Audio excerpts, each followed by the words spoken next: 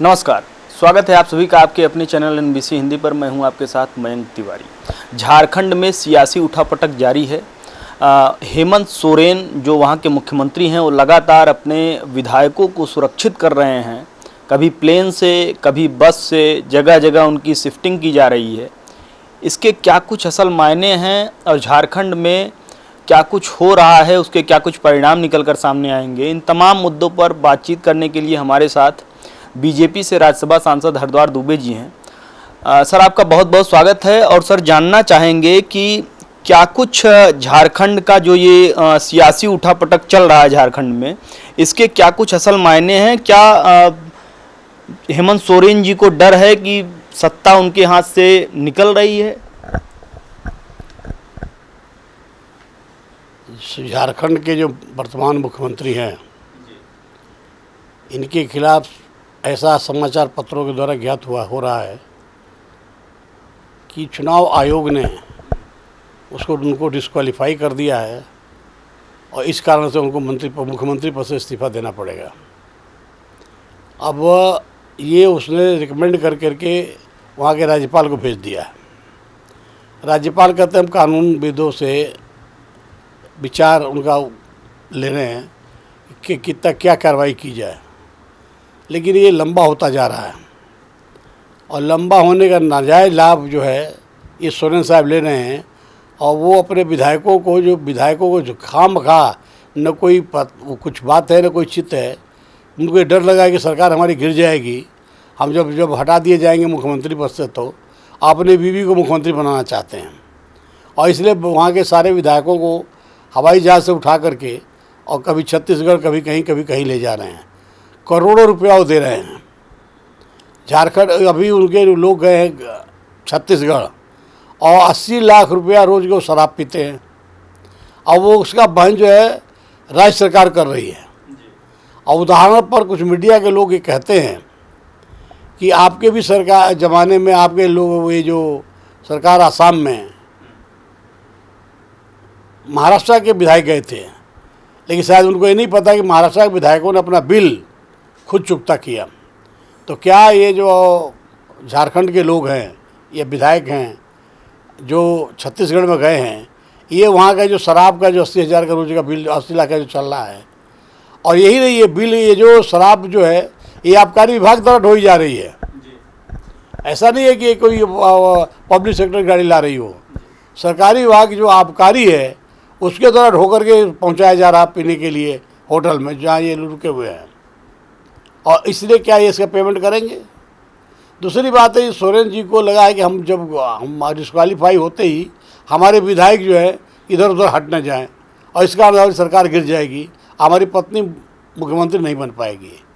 तो इसलिए वो विधायकों को कभी यहाँ कभी वहाँ अरबों रुपये का घोटाला कर रहे हैं, वो खर्च कर रहे हैं। अभी आप देखिए, एक आया है कि उन्होंने करोड़ों रुपये पर एक विमान को केवल जिलों में दौरा करने के लिए क्या बांटने के लिए लिया है किराए पर। जो महिला लड़की मरी अंकिता, उसको यदि 10 लाख रुपया के 5 लाख रुपया भी दे दिए होते। अगला सवाल सर हमारा यही है, झारखंड में जिस वक्त सरकार बचाने की जद्दोजहद हो रही थी, तमाम चीज़ें हो रही थी, उसी बीच में शाहरुख नाम के आरोपी ने अंकिता पर दुमका से मामला सामने आया कि अंकिता पर तेल डालकर उसे जला दिया गया। तो सर, ये चीज़ें कहीं न कहीं जो चीज़ें सरकार बचाने के लिए की गई, लगातार रांची से खूंटी से रांची, फिर रायपुर, और उसके बाद ये तमाम चीज़ें जो हुई, क्या इतनी ही चीज़ें या इसका थोड़ा सा ही अंश अगर अंकिता के पास अगर इसका मामला गया होता तो चीज़ें शायद कंट्रोलिंग में होती और अंकिता आज हमारे बीच होती?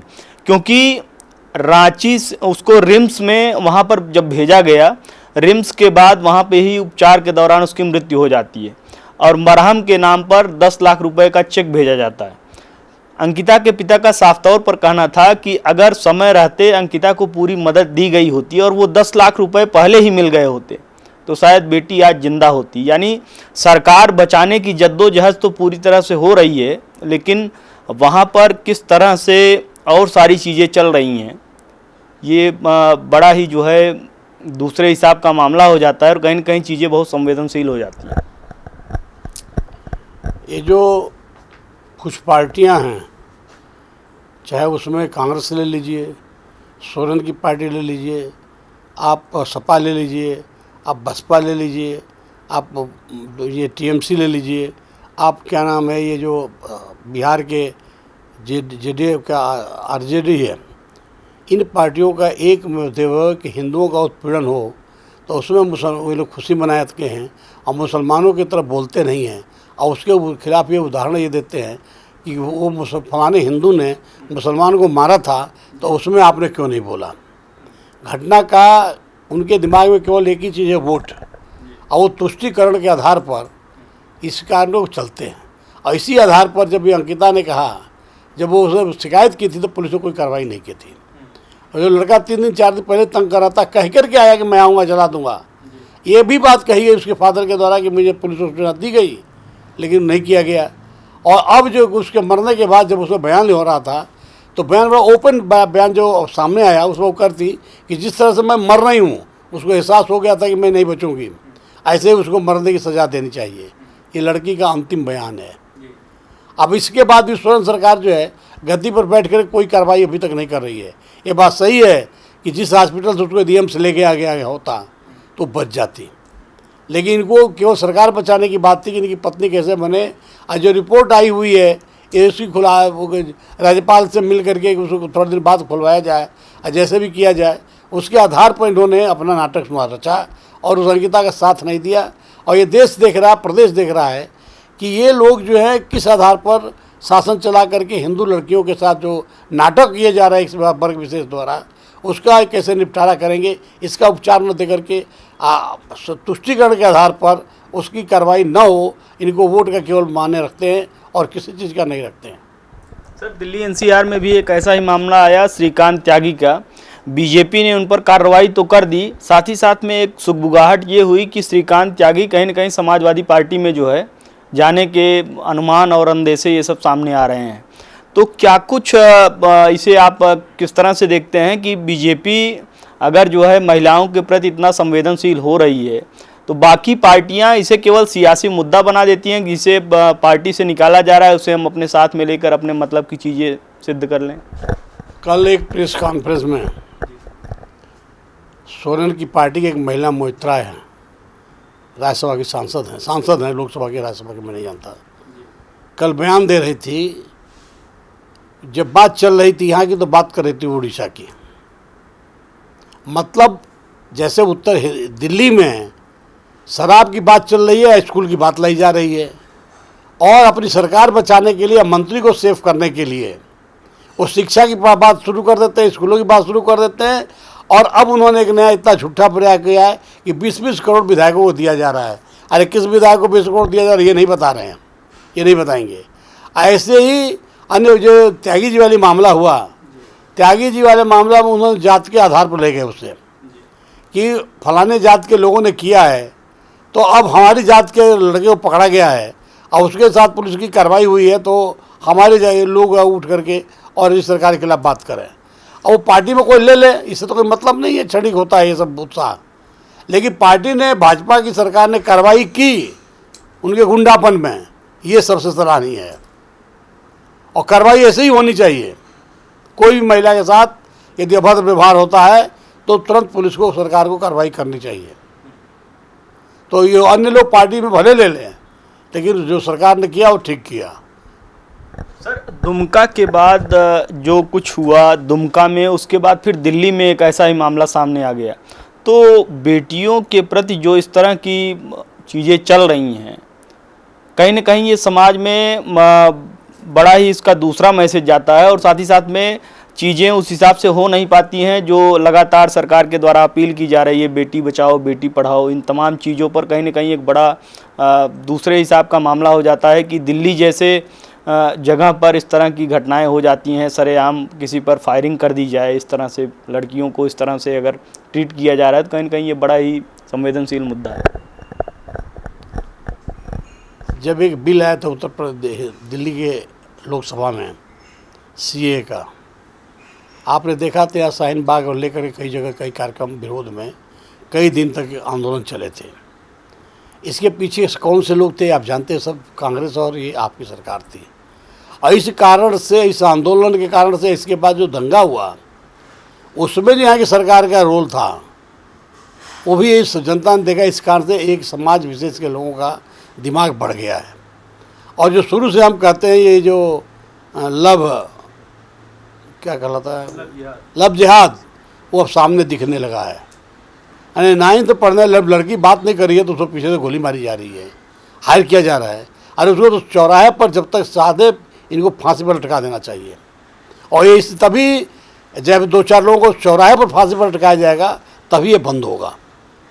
और ये कार्रवाई सरकार को करनी चाहिए। मेरा सरकार से मांग है कि तुरंत ऐसी कार्रवाई करनी चाहिए। लेकिन ऐसी कार्रवाई के पीछे अब मदरसों से देखिए आप वो पकड़े जा रहे हैं जिहादी। आज जब मदरसों पर बुलडोजर चल रहा है तो एक ओवैसी साहब भी भाषण पेलने लगते हैं या कहाँ कुछ लोग बोलने लगते हैं। ये जो बोलने वाले जो एक धर्म विशेष के लोगों के पक्ष में हैं, इसके कारण तो उनका मनोबल बढ़ता जा रहा है। इस मनोबल को तोड़ने का काम जो उत्तर प्रदेश बाबा ने किया कि सबसे जिसने दंगा किया उनका सब हिसाब किताब किया, घर में बुलडोजर चला दिया। ऐसे ही कार्रवाई करनी पड़ेगी तभी ये मामला शांत होगा, अन्यथा ये और बढ़ेगा और समाज के लिए बड़ा दुखदायी होगा। प्रधानमंत्री नरेंद्र मोदी सर केरल दौरे पर हैं। उनका केरल दौरा आप किस तरह से देख रहे हैं? क्या कुछ केरल वासियों को सौगात मिलने वाली है? केरल के लोगों का जीवन कितना सुगम हो जाएगा इन परियोजनाओं से? विकास की परियोजना लेकर के मोदी जी आज केरल के कोचीन गए हुए हैं। और कोचीन बंदरगाह पर जो हमारा जो दूसरा बेड़ा है विक्रांत, वो सेना को समर्पित किया जा रहा है। और इससे हमारी बहुत बड़ी सैन्य शक्ति का इजाफा हुआ है। ये बहुत बड़ा काम सरकार देश के लिए सैन्य रक्षा, देश की सैन्य रक्षा के लिए हुआ है। और इसी तरह से अन्य परियोजनाएं भी कई हजार करोड़ की केरल प्रदेश में की जनता के लिए दिया मोदी जी दे रहे हैं। अब इसके बाद क्या आएगा केरल की जनता जाने। लेकिन हमारे सामने चूँकि केरल की जनता देश की जनता मानते हैं हमको कि हमारा सबका साथ सबका विकास का नारा है, इसलिए केरल के भी उसी भाव में मोदी जी ने विकास काम को लिया है जिस अन्य प्रदेशों को लिया है। और ये जो विक्रांत जो जहाज है जिसको बेड़ा कहा जाता है, वो उसके कारण से हमारे जो जल सेना है उसका मनोबल बहुत बढ़ गया। ये बहुत बड़ा काम हुआ है। मैं तो चाहूँगा 2-4 जल्दी और ऐसे ही विक्रांत टाइप के कुछ जहाज़ें और उतर जाए डाक पर से नीचे समुद्र में, तो देश का मनोबल बढ़ जाएगा। चीन के पास 3 है, हमारे पास अभी 2 है, क्योंकि एक जो विक्रमादित्य था वो हटा लिया गया, बहुत पुराना हो गया था इसलिए। तो ये थे हमारे साथ बीजेपी से राज्यसभा सांसद हरद्वार दुबे जी, जिन्होंने झारखंड में सियासी उठापटक और साथ ही साथ में अंकिता केस, इसके अलावा दिल्ली में जो कुछ हुआ इस पर, और प्रधानमंत्री के केरल दौरे पर बड़ी ही बेबाकी के साथ अपनी राय रखी। वीडियो जर्नलिस्ट राहुल गुप्ता के साथ मयंक तिवारी, दिल्ली।